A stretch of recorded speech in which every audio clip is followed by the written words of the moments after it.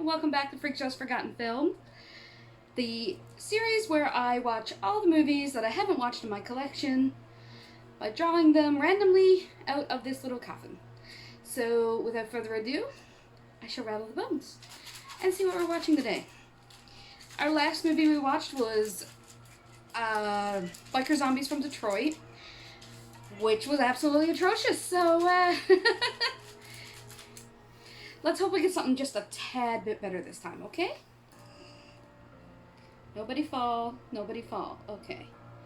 So I have an entry. I hate trying to get the lid back on this thing. I need a bigger coffin.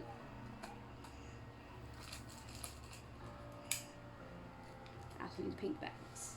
An ongoing thing. So put that away. And we are going to watch Scar 3D. This is a Dollarama pickup, I do believe.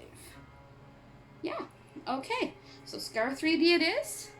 I'll go ahead, find that, and I'll be right back. Alright, here we go. So, it's nice to have a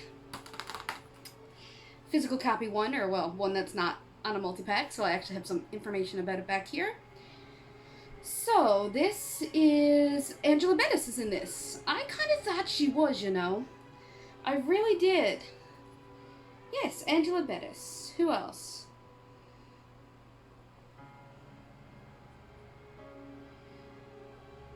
Chris Titus? Like, Chris Titus?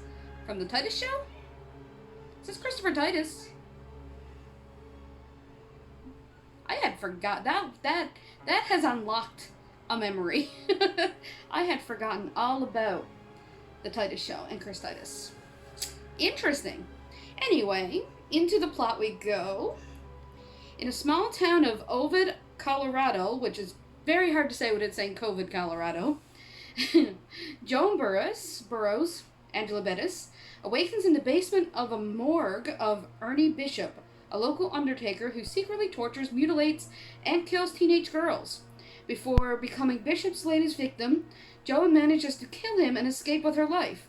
16 years later, and still bearing the scars of her torment, Joan returns to her hometown in time to see her niece, Olympia, they have really cool names, be crowned prom queen. Soon after, Joan's arrival, murders by an alleged copycat killer begin targeting Olympia and her girlfriends. As the police investigation unfolds, all clues lead back to the mentally fragile Joan, who must clear her name, rescue her niece, and confront the gruesome, barbaric killer before it's too late. Okay. That sounds cool. That sounds quite cool. That sounds like it's going to be really gory. And Angela Bettis tends to be in gory movies, so that sounds like it's going to be gory. It sounds like it's going to be interesting. Sounds like it's going to be a lot better than Biker Zombie from Detroit. It's so funny because, speaking of unlocked memories, when I looked up on IMDb Biker Zombies from Detroit, the first thing that popped up was Biker Mice from Mars. So I thought that was pretty funny. I haven't thought about that in forever. But anyway, let's go ahead and watch this. It's 84 minutes long, so I'll see everybody in 84 minutes. Okay, and we're back. That wasn't bad at all, actually. Ratings out of the way, IMDb gave it a 4.1 out of 10. Rotten Tomatoes, the tomato meter, legitimately gave this a 0%, which I think is just stupid. Like, I get, like, not having a score, but 0%? It's a bit much for this. Like, it's not that bad. The audience score is 11%, which again is low. I'm giving this a 5 myself. There's a lot of great gore in this. Some of the acting needs work, but not all of it. The killer in the flashbacks is a little iffy, and the killer, actually both killers, are a little iffy. Angela Bettis is great. Chris Titus is in this, and he's actually great. No, I thought this was fun. The only complaint that I have really is that it almost needed to be a little more fleshed out. I could have used just a tad bit more backstory, and it was a little predictable. I kind of had it figured out who the copycat killer was, pretty early on. I was hoping it was going to give me like a nice swerve. It tried to set a red herring. Didn't work. But yeah, no.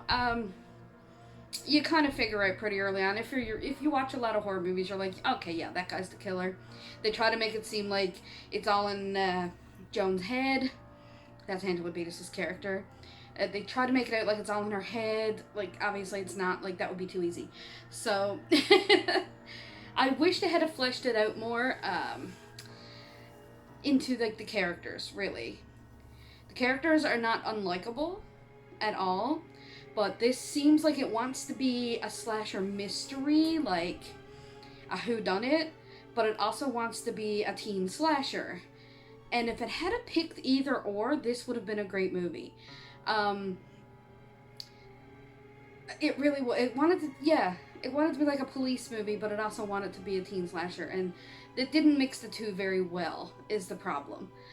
Other than that, I'd sit down and watch it again. The gore is absolutely phenomenal. There's a lot of cringe. This one got me in the torture scene at the end. I had to look away a little bit. I don't usually have to look away, but I have a thing, especially in torture movies, they get me a lot with hands and feet. I don't do well with hands and feet, particularly like the bottoms of the feet and fingernails and toenails. Like, hands and feet, I don't... I cringe quite hard. Has everyone seen Spiral by now with the finger trap? No, that was not fun for me at all. The tongue trap was cringy enough. The finger trap, it was... No, I don't deal with hands and feet very well. Even Home Alone. There's like a scene in Home Alone where he's barefoot and steps on a nail. I can't look. It makes me cringe. I can't handle hands and feet. But other, like, the torture scenes are great. The problem I have with the killers is that one is way over the top in the flashbacks. There's a lot of flashbacks, which makes sense. And he's really over the top. And I don't think it suits the character at all. Like, I don't know, it doesn't feel right to me. The tone, even, like, doesn't feel right. And the second killer, it makes a little more sense. What he's doing makes a lot more sense, but I don't know. The two killers is what kind of dragged this down to a 5. If they had been fleshed out more, or if it had have chosen, like, which type of movie it wanted to be. If this had been a straight-up teen slasher, trying to figure out, like, Scream type thing, this would have been awesome. Especially with a lot of, like, the gore elements in it and stuff. This would have been awesome. So it was almost there, but, like, I watched Biker Zombies from Detroit this morning, so this is a masterpiece compared to that. And Angela Bassett is, oh my god, I love her so much. She's so great. I have the hiccups, so this is going really well for me. Yeah, that was Scar 3D. The story, if you don't mind spoilers, the story, I read out the back of the box, so you kind of get the gist of it there. She goes back to her hometown, which brings on the copycat murders. There's flashbacks to when she was thing, and the whole thing is that he has 2 people tied up, torturing them. He cuts one, tells them he'll stop cutting them if you tell him to kill the other one. So they're just pitting them against each other, and then when that one dies, he just replaces that one's like, okay, so I'll stop cutting you if you tell me to kill her. That's the premise. It's very simple, very basic, nothing we haven't seen before. So yeah, I do recommend it if you like blood. It is a little grainy. I think it's a filter, but yeah, it's meant to look like that. What can you do? Other than that, no, it's great. I absolutely like it a lot. And I'm gonna take off now and probably film another one. Maybe, I don't know. It's fucking hot again. Can this stop now? How is it in my country right now? The colder provinces are having a heat wave. And I do believe they had snow in Alberta this week. Snow. In the warmer part of the country. They had snow. I'm on an island on the east end that the highest temperature it gets is like 25 degrees Celsius. And we're dying over here. Not literally. And then the other side of Canada is on fire because of the heat over in poor BC. And then Alberta gets snow. Anyway, we're not here to talk about the weather. We're here to talk about this movie. This movie's great. And I will see you guys in the next video.